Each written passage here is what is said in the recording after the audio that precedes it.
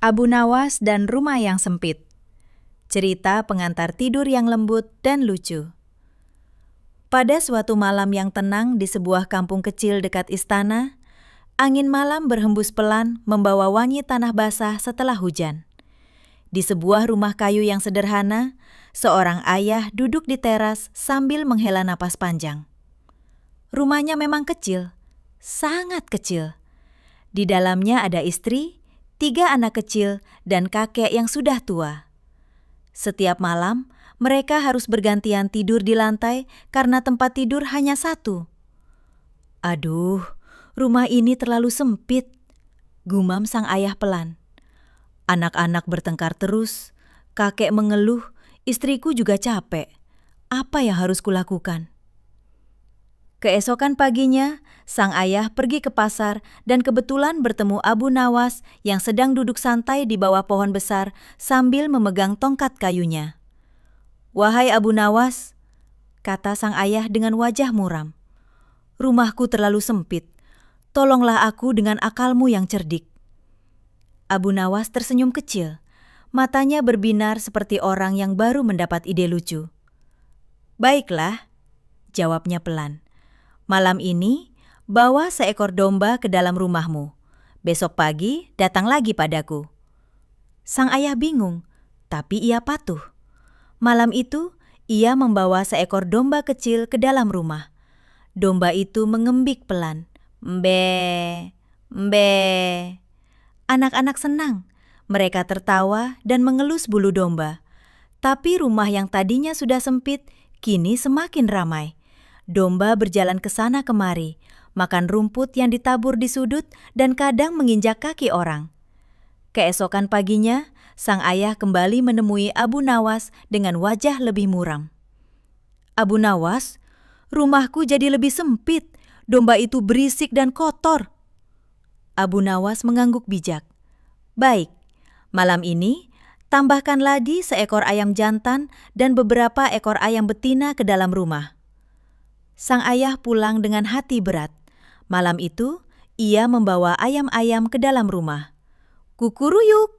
Ayam jantan berkokok keras di pagi buta. Ayam-ayam betina berkotek-kotek sambil beterbangan kecil. Anak-anak semakin heboh. Rumah penuh suara, bulu, dan kotoran kecil. Semua orang susah tidur. Sang ayah menghela napas semakin panjang. Keesokan harinya, ia kembali ke pohon besar tempat Abu Nawas duduk. "Abu Nawas, rumahku sekarang seperti pasar hewan. Aku tak tahan lagi." Abu Nawas tersenyum lembut. "Sabar, malam ini bawa seekor anak unta kecil ke dalam rumahmu. Hanya satu." Sang ayah hampir menangis, tapi ia tetap patuh. Malam itu, anak unta kecil dibawa masuk. Unta itu menguap besar, lalu berbaring di tengah ruangan. Rumah jadi sangat penuh. Orang-orang harus memanjat, memutar badan, dan tidur dengan posisi aneh. Suara unta yang mendengus, domba yang mengembik, ayam yang berkokok, semuanya bercampur menjadi satu suara ramai yang lucu tapi melelahkan. Pagi harinya, sang ayah datang lagi ke Abu Nawas dengan wajah sangat lelah. "Abu Nawas, aku sudah gila. Rumahku seperti kandang. Tolong hentikan ini." Abu Nawas tertawa kecil dengan suara lembut. "Baiklah, sekarang keluarkan semua hewan itu dari rumahmu. Jual domba, ayam, dan anak untamu. Kembalikan rumahmu seperti semula." Sang ayah langsung melakukannya. Ia menjual semua hewan dengan senang hati. Malam itu, setelah semua hewan keluar, rumah terasa sangat luas. Lantai terasa lega, udara mengalir bebas. Anak-anak bisa berlari kecil tanpa menabrak apa-apa. Kakek bisa duduk nyaman. Istri bisa memasak dengan tenang. Semua orang tertidur pulas dengan senyum di wajah. Keesokan paginya, sang ayah kembali menemui Abu Nawas. Kali ini wajahnya cerah seperti matahari pagi. "Abu Nawas, terima kasih. Rumahku sekarang terasa sangat luas. Aku tak pernah merasa rumah ini senyaman ini sebelumnya." Abu Nawas mengangguk pelan sambil memandang langit yang mulai terang. Rumahmu tidak berubah, wahai saudaraku. Yang berubah adalah hatimu. Dulu kamu melihat rumahmu dengan keluhan, sekarang kamu melihatnya dengan syukur. Syukur membuat segala sesuatu terasa cukup, bahkan rumah yang kecil pun bisa terasa seperti istana. Sang ayah tersenyum lebar. Ia pulang dengan hati ringan.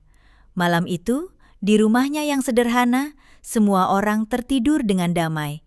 Angin malam berhembus pelan, membawa wangi tanah dan bunga. Di kejauhan, burung hantu memanggil lembut. Hu, hu.